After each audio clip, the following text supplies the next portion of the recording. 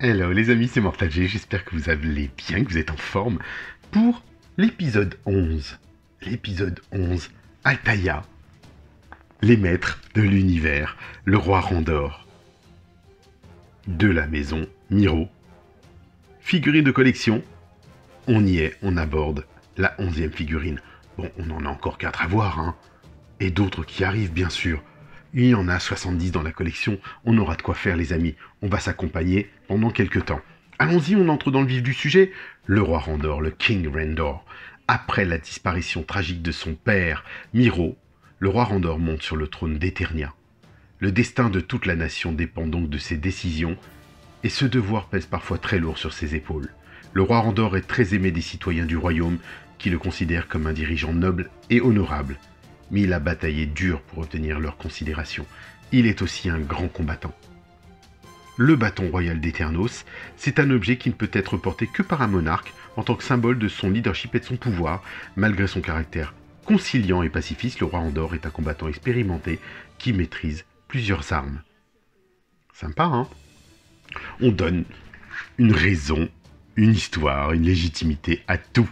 La couronne d'Eternos. Chaque nouveau monarque se voit remettre une couronne en fonction de sa personnalité, symbole de l'espoir que l'on place en la prospérité de son règne. La couronne ne fait donc pas partie de l'héritage. Chaque couronne est différente. Alors, dans cet épisode, on va aborder une histoire, mais juste splendide les amis. Toute l'histoire du palais royal d'Eternos, du roi Randor, de son père, le prince Miro. Il y a une petite erreur que je voulais juste vous signaler. Avant d'être couronné roi d'Eternos, le prince Miro avait un jour pris la tête d'un groupe d'explorateurs. Il se dirigeait vers les îles d'Andvadgar. Hélas, l'expédition n'arriva jamais à destination car le navire fit naufrage près de l'île des Larmes. Randor fut le seul survivant et parvint à atteindre l'île. Ce n'est pas Randor, c'est Miro. Ils ont juste oublié. Effectivement, pourquoi? Parce que il va ensuite rencontrer une femme, Gar. Malgré son insistance, la jeune Gar ne voulut... Bon, il tomba amoureux d'elle, hein. Il n'était pas encore, je dirais, amoureux de la future reine Amelia, qui était sa future fan.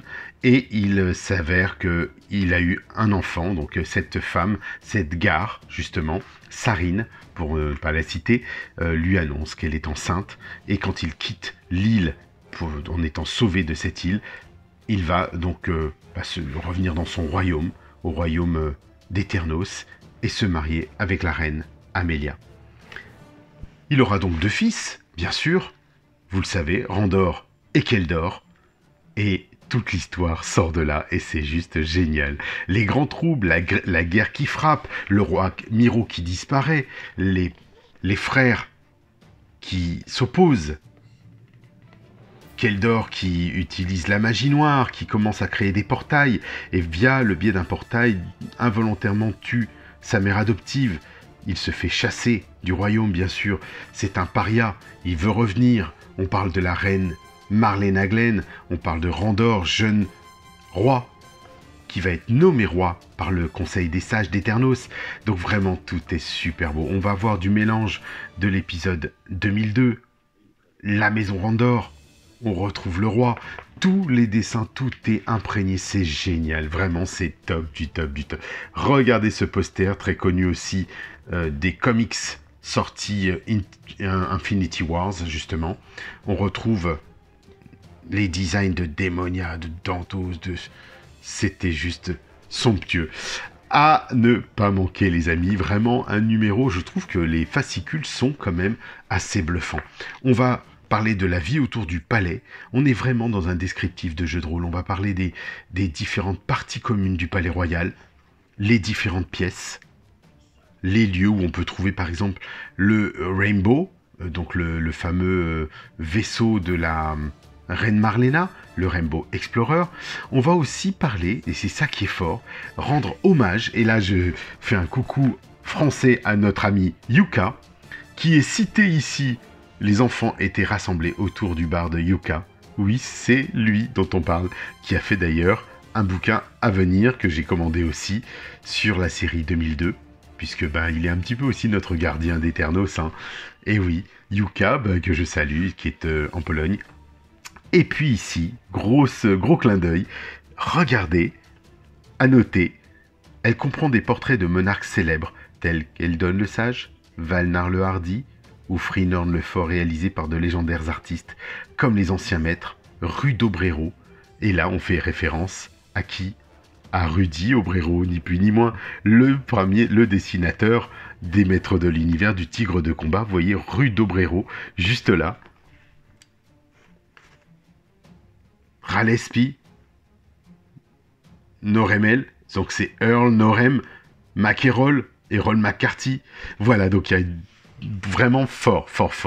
Gros clin d'œil. On va bien sûr aller plus loin et on va ici avoir Dan Wolf, Tim Mayer, ce sont les créateurs bien sûr, Mayer et Taylor. Mark Taylor est le créateur, l'un des premiers designers des Maîtres de l'Univers et donc le premier des designers de Musclor. Donc c'est juste fabuleux que l'on fasse référence à tout ça en les intégrant dans cette mythologie, dans ces livres. Yuka en fait partie, et ben ça fait plaisir. James Yuka peut-être et plein d'autres encore. On va continuer sur les salles du palais, les différentes pièces, la cuisine du chef Allen que l'on retrouve bien sûr dans le dessin animé, régulièrement d'ailleurs, le fameux chef, et plus loin, les chroniques de la bibliothèque de Krolos, les trésors de la famille royale. Et là, on va parler du sceptre du pouvoir. Grande nouveauté, on nous explique que le sceptre du pouvoir, un objet relié aux énergies magiques de la graine stellaire, qui est essentiel à la prospérité d'Eternos. C'est fort, on a Klingsor, l'épée de la mort, alors qu'elle fait référence à l'épée du pouvoir, elle ressemble un peu quand même. Le sceptre du pouvoir, l'objet le plus ancien et le plus connu parmi cette splendide collection est sans doute le sceptre du pouvoir, un cadeau de Moussor, que Moussor fit au roi Grayskull au début de son règne. Connecté au pouvoir de la graine stellaire, il synchronise les énergies magiques, et oui, non mais c'est fort, avec le sol éthérien de l'hémisphère lumineux. Voilà pourquoi la végétation de la planète regorge de vie. Bien qu'il disparut durant l'ère de la douleur, les 2000 années durant lesquelles la lignée royale fut perdue, parce que oui, ça s'est un petit peu perdu tout ça, le légitime roi Eldon, avec l'aide de Moussor lui-même, retrouva le sceptre pour le plus grand bonheur des habitants d'Eternos. Et c'est aujourd'hui effectivement un sceptre que l'on retrouve dans la gamme Classics, et le roi le possède. Donc c'est génial, vraiment génial. On va même pousser plus loin, on va parler du Gantel aussi, on va parler du joyau de vie, qui est d'ailleurs décliné dans un comics, où le roi remet on va dire un habitant, lors de la grande fête du royaume d'Eternia, le joyau qui va pouvoir avoir protégé, du moins qui aura l'honneur de protéger avec honneur ce joyau pendant une année, pour avoir une récolte abondante sur les terres éterniennes. Donc très très joli, vraiment waouh. Je dis que c'est juste splendide. On va continuer immédiatement. On attaque avec le roi Randor. On est dans les couleurs du roi Randor que l'on connaît, dans sa tenue royale sobre, simple. Filmation, bien sûr, les amis. Là, c'est du pur Filmation que l'on voit ici. Donc, allez hop, on ouvre, on casse tout, on lâche, et je jette. Regardez. On va prendre son sceptre. Qu'en est-il? Alors, qu'en est-il vraiment de ce sceptre? Est-ce qu'il est... Est-ce qu'on va pouvoir faire une petite mise au point? Ce serait quand même plutôt pas mal. Vous voyez un petit peu le... Ça fait plutôt couronne ou bouffon. Le fou du roi, presque. Un sceptre de fou du roi. Donc ça, c'est un petit peu nouveau. Mais ça a le mérite d'être là. C'est une peinture dorée. Vous le voyez.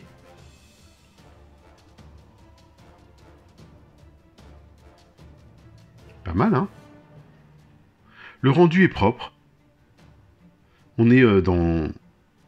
On va dire dans ce qu'on appelle, nous, par habitude, ce que l'on voit dans du Origins, par exemple, en termes de peinture. Ici, le roi, le fameux roi Randor. J'ose croire, j'espère, les amis, qu'on aura la reine Marlena. Comme on est dans la version Filmation des Maîtres de l'Univers, j'ose croire qu'on aura la reine Marlena. Ce serait quand même bien de la voir. J'aimerais que la gamme Origin nous en fasse aussi cadeau. Ce serait merveilleux d'avoir la reine. Je serais vraiment très content qu'on puisse la voir, et pourquoi pas avec des petits bonus, un peu comme l'a fait la gamme Classics. Vraiment, on était très gâtés. J'ai 2 reines, dont une en tenue de Captain Glenn et la reine Marlena. Donc voici notre roi Randor. On voit un petit peu la chevelure démarquée plus foncé que sa barbe. Ça, ce qui paraît un peu logique parfois. Regardez, on voit le dessin de la barbe. Ben, le mien, il est pas mal, hein. Il pourrait être mieux, il a quand même des gros yeux, mais il est pas mal. Il est pas mal du tout même. Regardez au-dessus. Non, on est bien en termes de peinture. C'est pas la figurine la plus fabuleuse. Ils ne lui ont pas mis son armure de combat. Mais là, j'aime bien. On a un roi sobre avec, vous avez vu, son collant de couleur orangée qu'on retrouve d'ailleurs dans le roi Randor Vintage. Ici, ça ne se retrouve pas, mais on a les codes couleurs du roi Randor, de son armure rouge que vous connaissez, de la cape bleue, et ainsi de suite, qui est synonyme de royauté. Donc on a le bleu, le sang des rois, le rouge, le peuple, et le blanc, pardon, le peuple, le rouge, le sang. Et là, on n'a pas trop de blanc, mais on a du jaune. On est sur du Eternia ici, les amis. Alors, qu'est-ce que vous en pensez? Il est pas mal, hein? Il est pas mal. Alors, c'est vrai que il pourrait avoir être un peu plus carré plutôt que pointu. Pour moi, le roi Randor est plus carré en termes de découpe de visage. Mais là, ça passe bien. On a une couronne un peu proéminente, mais elle mérite d'être là. Voilà. Donc, les amis, regardez ce que ça donne à côté de Démonia.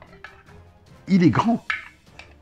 Il est grand, il est pas mal, il en impose. Alors qu'il est vrai que Démonia a son diadème, sa couronne, qui l'aide à prendre de la taille, à prendre de l'ampleur, un petit peu plus. Elle a sa tiare de Zalésia. Mais bon, franchement, on est pas mal du tout. Donc là, le roi Randor vient s'ajouter à cette belle petite collection. Regardez-moi ça. On est proportionné. Orko est plutôt pas mal. Et si vous voulez mettre à côté, par exemple, Bélios qui vient protéger le roi, c'est crescendo, hein. C'est pas mal du tout. Franchement, on est bien, hein. Moi, je suis content d'avoir le roi Randor. Je trouve que c'est un personnage charismatique, emblématique. Dans ce fascicule, vraiment, c'est un énorme travail. C'est beau.